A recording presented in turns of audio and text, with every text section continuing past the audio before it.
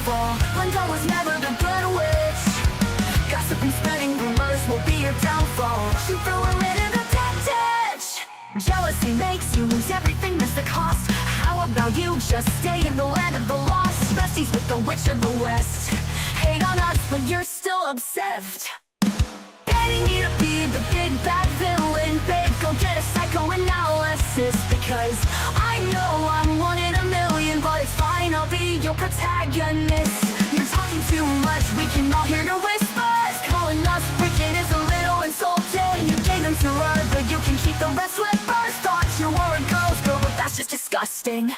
You can call me the bad witch, but I'm not the snitch. So tell me which is which?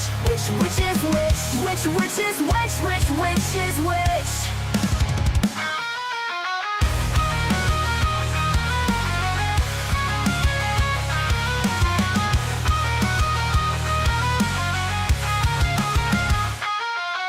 Mirror on the wall, who's the saddest one of all? Glenda was never the good witch.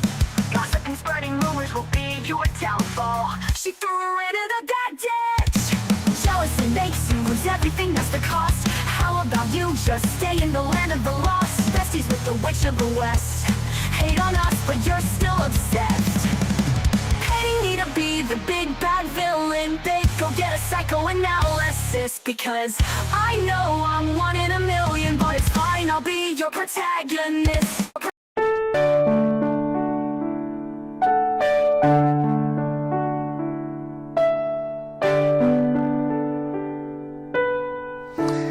Hola mi amigo querido, vamos a estudiar la lección número 3 para el 20 de abril del año 2024. El título de la lección es La luz brilla en la oscuridad.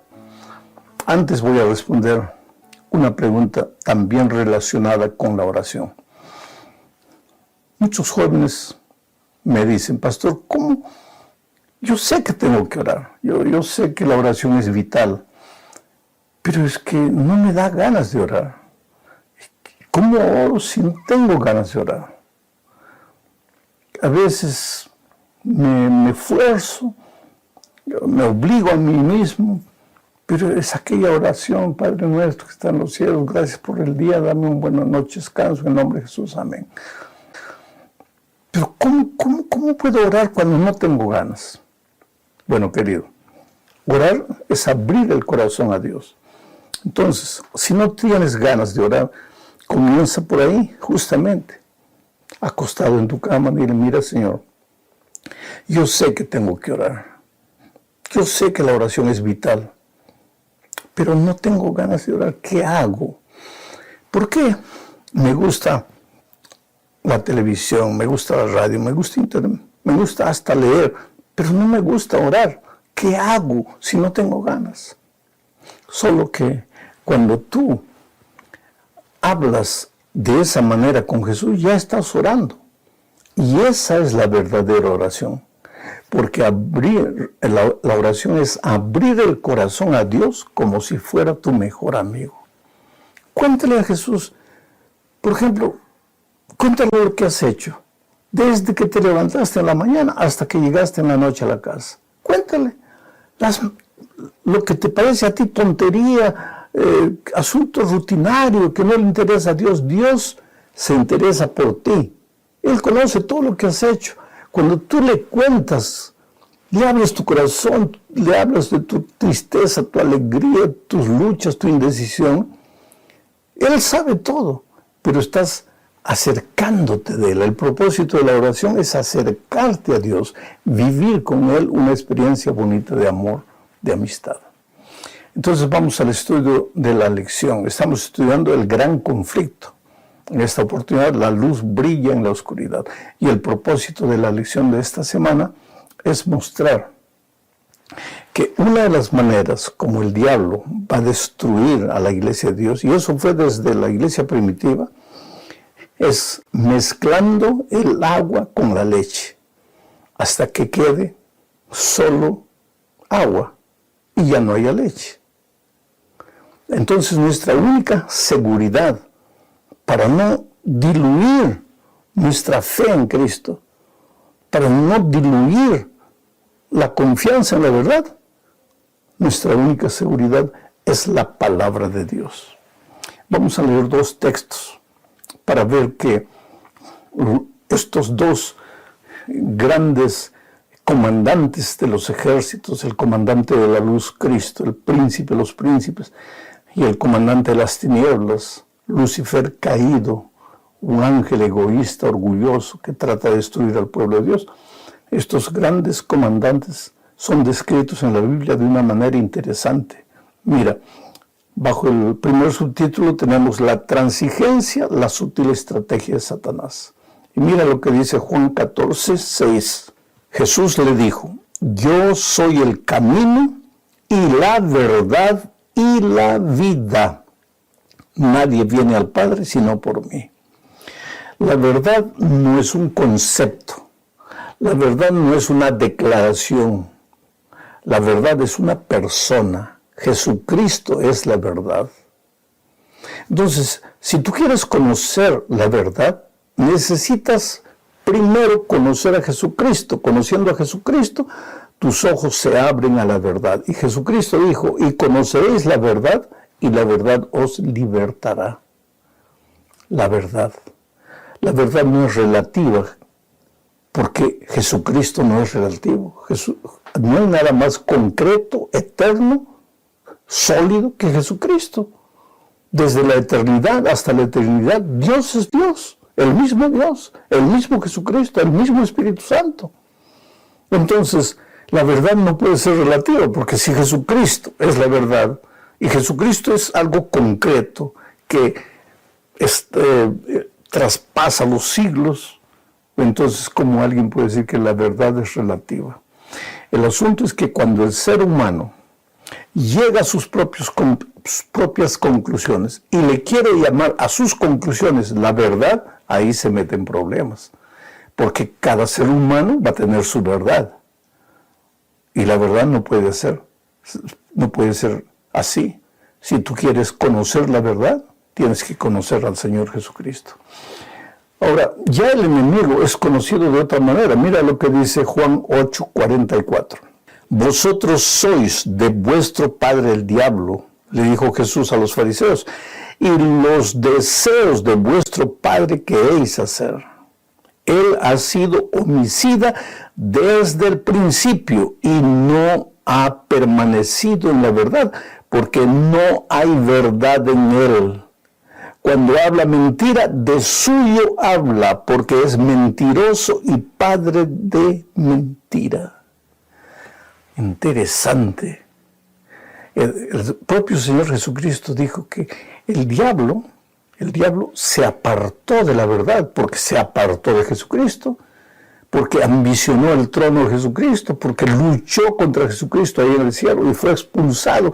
Se apartó de la verdad y ahora se ha vuelto el padre de la mentira.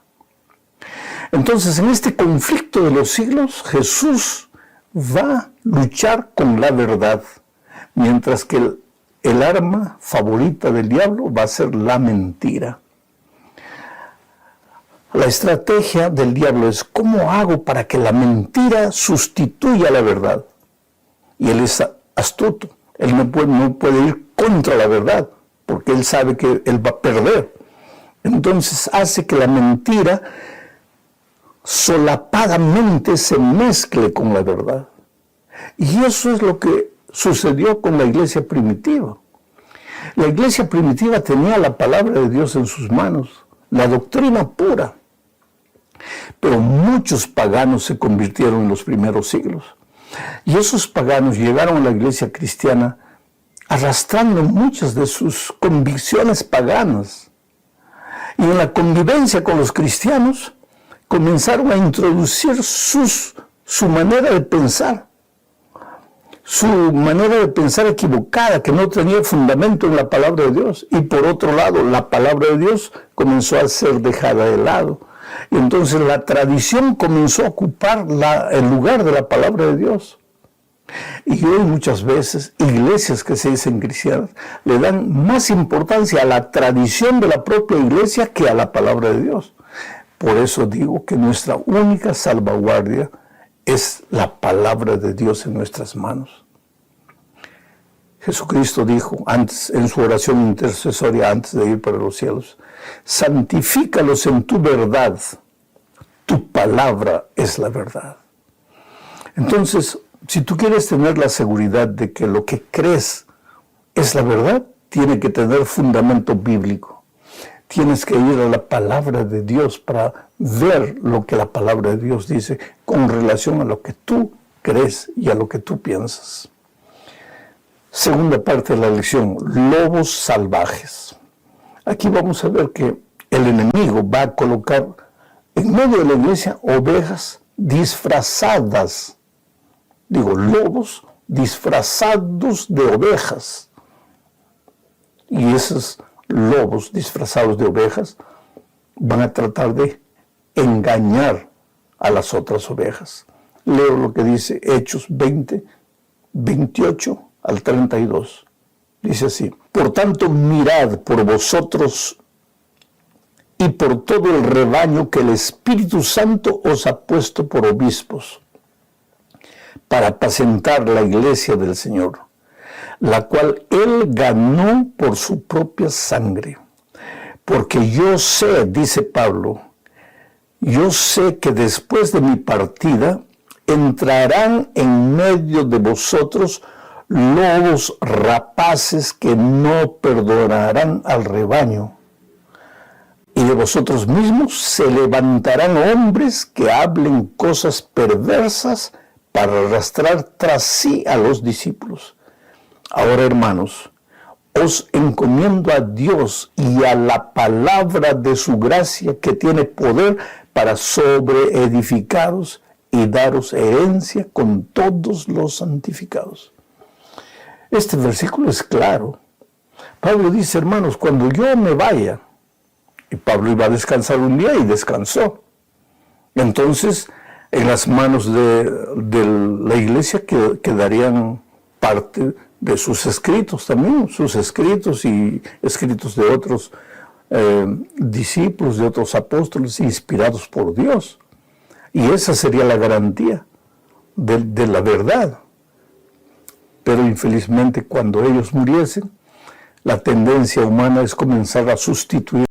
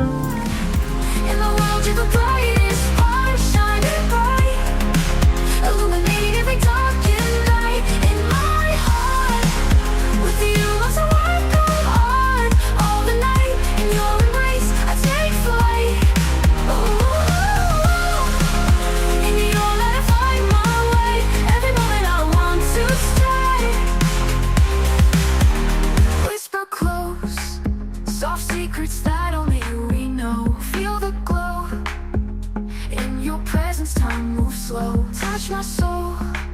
Your love's the fire that makes me whole. Let it shows. Together let our true selves unfold. I'm hallowed. Every whisper of a story told. In your eyes, my heart's been sold. You are a star in the world, you're the brightest part, shining bright, illuminating every darkened night. In my heart, with you lost a work of art.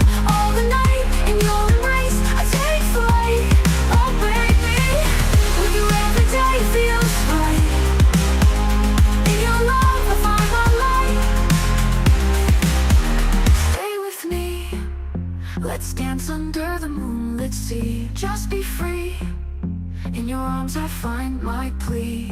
In your light I find strength, I find my might. I believe in this love we're meant to be. La palabra de Dios por ideologías humanas. Yo creo, me parece, en mi opinión. Oh, querido, tú tienes todo el derecho de emitir tus opiniones, de pensar, de raciocinar. Lo que tú no tienes derecho es de sustituir la palabra de Dios por tus conceptos humanos, por más bonitos que tus conceptos humanos te parezcan. ¿Cómo puede en la iglesia haber lobos disfrazados de ovejas? Evidentemente sí son líderes, sí son predicadores en la iglesia, pero son lobos vestidos de oveja, tienen la Biblia abierta. Entonces, ¿cómo un hombre puede tener la Biblia abierta y sin embargo ser un lobo disfrazado de oveja? Es fácil, querido. Mira lo que dice Pablo en la segunda epístola a los Corintios, capítulo 11, versículo 13 al 15. Dice así: porque estos son falsos apóstoles, obreros fraudulentos que se disfrazan como apóstoles de Cristo. Y no es maravilla, porque el mismo Satanás se disfraza como ángel de luz. Así que no es extraño si también sus ministros se disfrazan como ministros de justicia, cuyo fin será conforme a sus obras. Interesante que cuando Jesús estaba en el desierto para comenzar su ministerio, el diablo se presentó a Jesús. No se presentó como diablo, se presentó como un ángel de luz y se presentó con la Biblia abierta, porque en cada tentación el diablo comenzó diciendo: escrito está, escrito está, escrito está. Entonces Pablo dice: no te sorprendas que en estos días pueden aparecer hombres con la Biblia abierta y diciendo: mira, escrito está. Pues el enemigo también hizo la misma cosa con Jesucristo. ¿Y por qué Jesucristo no cayó? Porque Jesucristo conocía bien el Torá. Y entonces él refutó al diablo con la misma palabra de Dios. ¿Por qué? Porque el diablo usa la palabra de Dios, pero la tuerce, la distorsiona, saca la palabra de Dios de su contexto y le hace decir lo que Dios no dijo.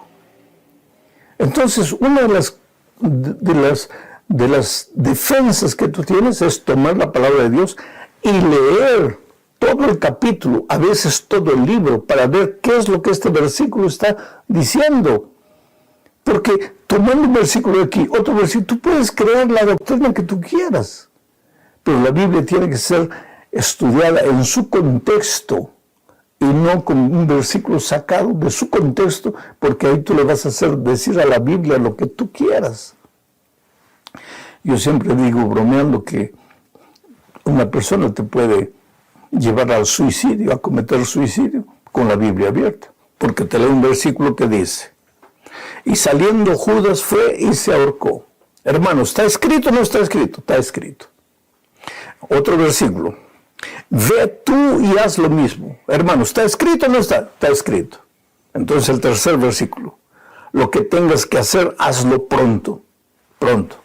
Si Judas se ahorcó, y que aquí dice que ve tú y haz lo mismo, y aquí dice ve tú y hazlo ahora, entonces todo el mundo a suicidarse. Y hay muchos líderes que han llevado grupos enteros al suicidio de esa manera. No, querido, hay que ser precavidos, astutos en el estudio de la palabra de Dios, en el sentido que no te dejes engañar. Oye con tus propios ojos, mira con tus propios ojos lo que está escrito en la palabra de Dios y entiende el versículo en su contexto. Pero en la iglesia primitiva, pues el diablo se introdujo y comenzó a sembrar cizaña, a mezclar la leche pura con el agua. Y finalmente va a quedar solo agua y ya no hay más leche. Vamos a la tercera parte. Salvaguardados por la palabra. Juan 17, 15 al 17 dice, no ruego que los quites del mundo, sino que los guardes del mal. No son del mundo, como tampoco yo soy del mundo. Santifícalos en tu verdad. Tu palabra es la verdad. El pueblo de Dios tiene que ser el pueblo de la palabra de Dios. En Apocalipsis capítulo 12, en el versículo 1, vemos a una mujer vestida de sol. Esa mujer simboliza a la iglesia de Dios. Y ella tiene como fundamento la palabra de Dios. Naturalmente, mi estudio esta mañana no tiene que ver con el capítulo 12 de Apocalipsis. Pero el fundamento de la iglesia de Dios es la palabra de Dios. No son conjeturas humanas. No es porque los líderes de la iglesia se reunieron y dijeron a partir de hoy va a ser esto porque la iglesia ha decidido. No, la iglesia no puede decidir nada. Lo que la iglesia decide solo tiene razón de ser si tiene fundamento en la palabra de Dios. Y para eso tienes que ser un conocedor de la Biblia. En el cuarto subtítulo vemos el razonamiento humano al margen de las Escrituras. Puede ser peligrosísimo. Querido, la verdad no es un asunto de opinión humana, es un asunto de revelación divina. Vuelvo a repetir, la verdad no es un asunto de opinión humana, es un asunto de revelación divina. Ante la revelación divina que está registrada en la palabra de Dios, mi opinión no tiene sentido. Ahí mi opinión no tiene vez. Dios nos ha dado libertad para todo, pero nos ha mostrado la consecuencia de las decisiones que tomemos. Cuando Adán y Eva comieron del fruto, Padre, Hijo y Espíritu Santo dijeron, he aquí el hombre ha comido del fruto y se ha hecho como uno de nosotros, conocedor del bien y del mal. ¿Quiere decir que conocer el bien y el mal es hacerse como Dios? No. La palabra dice ahí conocedor del bien y del mal, pero en el libro de Samuel Dios explica que el conocedor del bien y el mal en realidad es el determinador del bien y del mal. Solo Dios tiene el derecho de decir lo que es bueno y lo que es malo, porque Él es Dios.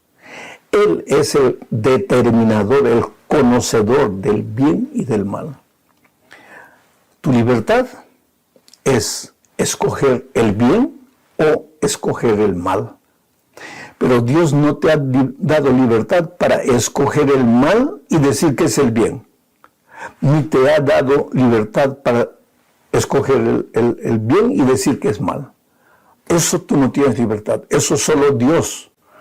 Pero cuando Adán y Eva determinaron que comer del fruto era bueno para ellos, estaban colocándose en el terreno de Dios, diciéndole a Dios, Señor, tú no eres el único que va a determinar lo que es bueno para mí, yo también lo puedo hacer.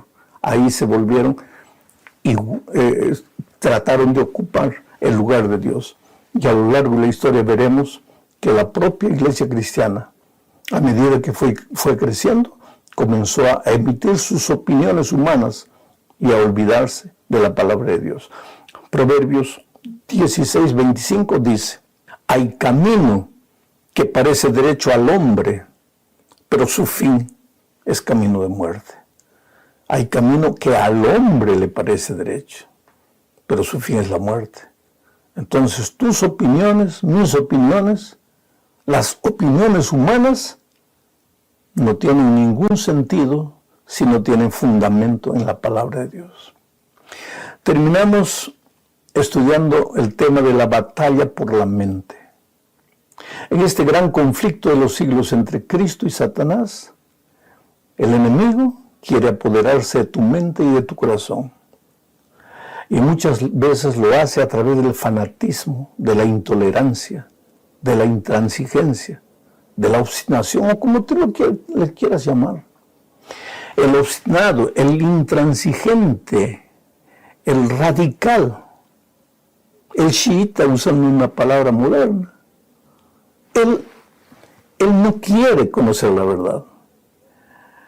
Él tiene sus preconceptos, sus ideas, y no quiere entender nada.